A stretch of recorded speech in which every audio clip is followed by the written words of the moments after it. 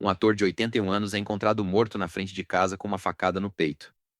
O suspeito liga para a polícia e se entrega com uma frase digna de filme de terror. Mas o que ele disse? E por que disse? É muito mais bizarro do que qualquer roteiro que o James Randi já interpretou. O James Randi não era um astro de Hollywood que estampa a capa de revista. Ele era daqueles atores que você reconhece na tela e pensa onde foi que eu vi esse cara. Apareceu em Top Gun, Maverick como o barman, em Jumanji como o exterminador, em Logan como o médico que tratou o Wolverine. Mais de 100 créditos em 50 anos de carreira. Mas a história da morte dele não tem nada de coadjuvante. Tem um confessionário, uma faca e um suspeito que diz ter matado o homem do pecado. E a pergunta que ninguém respondeu ainda é: o que exatamente aconteceu na manhã do dia 3 de junho dentro daquela casa? James Randi tinha 81 anos e mais de 100 créditos na carreira. Mais de 5 décadas atuando. Nasceu em Nova York e o primeiro papel nos cinemas foi em 1981, no filme Taps, dirigido pelo Harold Becker. De lá pra cá, apareceu em séries como NYPD Blue, Beverly Hills 9, 0, 2, 10, Law e Order, Alias, onde interpretou o diretor da CIA por 8 episódios. E até num episódio de 9-1 em 2021, no papel de Joe. No cinema, além de Top Gun, Maverick e Jumanji, esteve em Aracnofobia como Milton Briggs, no filme de 1990 dirigido pelo Frank Marshall. Logan, de 2017, como o médico que tratou o Wolverine numa cena curta mas marcante. The Rocketeer, de 1991, The Verdict, de 1982, com Paul Newman, e Brighton Beach Memoirs, de 1986. O cara trabalhava sem parar, aparecia em toda a produção que passava por Los Angeles. No dia 3 de junho de 2026, por volta das 9:30 da manhã, a polícia de Los Angeles recebeu uma ligação do bairro de Tarzana. O homem do outro lado da linha disse: I am the son of man. I just killed the man of sin. Eu sou o filho do homem. Acabei de matar o homem do pecado. Segundo o comunicado oficial do LAPD, divulgado pelo Hollywood Reporter e pela Variety, quando os policiais chegaram no bloco 19200 da Erwin Street, encontraram James Randi caído no jardim da frente da residência, inconsciente, com uma facada no peito. Os paramédicos do Corpo de Bombeiros de Los Angeles levaram ele para o hospital, o Providence Cedars Sinai Tarzana Medical Center. Mas ele não resistiu aos ferimentos e morreu. O suspeito não fugiu. Ele esperou os policiais chegarem e se entregou, dizendo que era ele quem estavam procurando. O nome dele é Michael Gladhill, 44 anos.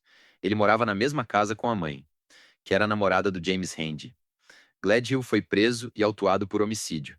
A fiança foi estipulada em 2 milhões de dólares, cerca de 11 milhões de reais, segundo a cotação atual. A polícia classificou o caso como isolado e disse que não há perigo para o público.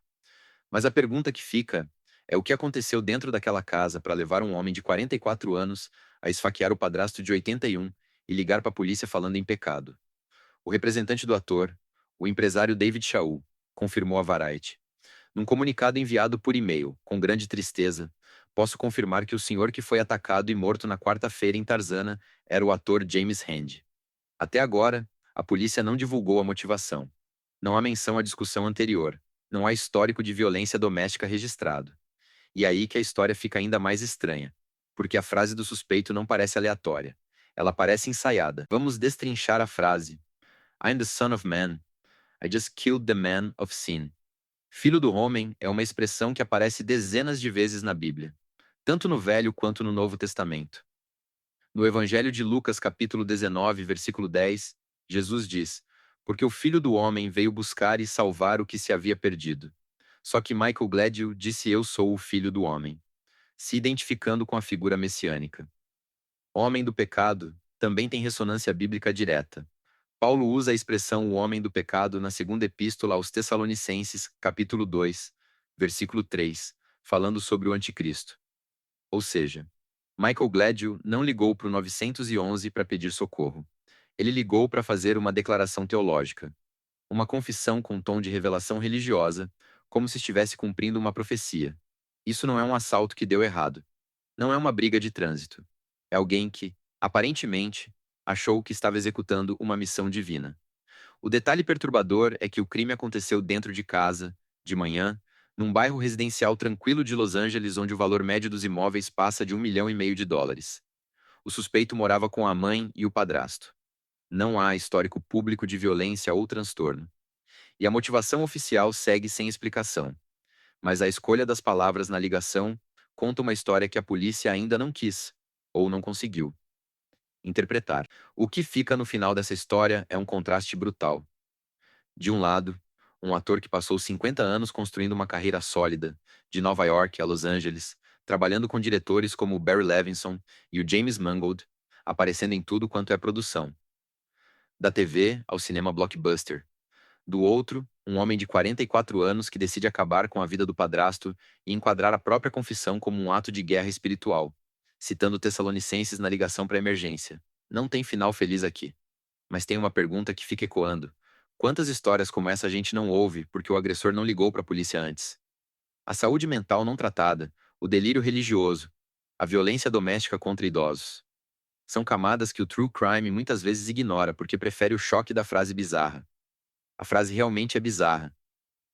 Mas o mais bizarro é saber que alguém chegou naquele nível de convicção e ninguém ao redor percebeu antes.